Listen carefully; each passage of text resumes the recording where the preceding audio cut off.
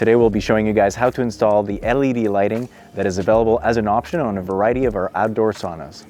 When purchasing the LED lighting kit, it will come already wired to fit in a regular 110 volt outlet. If you purchase the option of a heater that is digitally controlled, you can also hardwire the LED system right into the control panel. Make sure to hardwire it with 120 volt using the LN and the LL. On this specific sauna, we'll be running 3 different LED strips.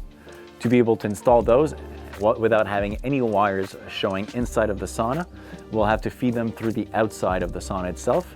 To be able to bring them inside, we'll be using a hole saw drill end that's the size of 7/8 inches. We'll be piercing 2 holes, one at the lower end that's not going to be showing. The other one, we put it up exactly behind the backrest so that it comes through without showing when you bring the wires in.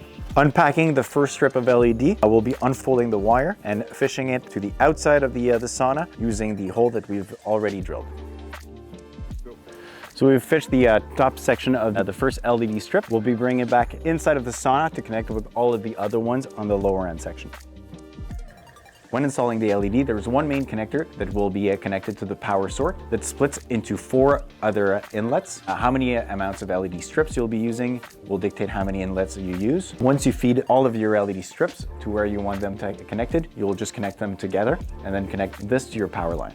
Once you've set all your connections, you can stick the LED where you want them and cut them to length.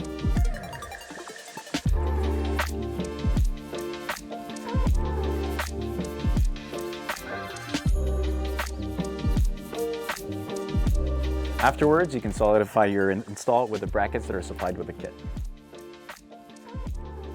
Now that you've completed the installation of your LED system, you can now control it using the supplied controller, the controller for your heater, or the app if you have that option. If using the Hume heater controller, just need to double click on the knob.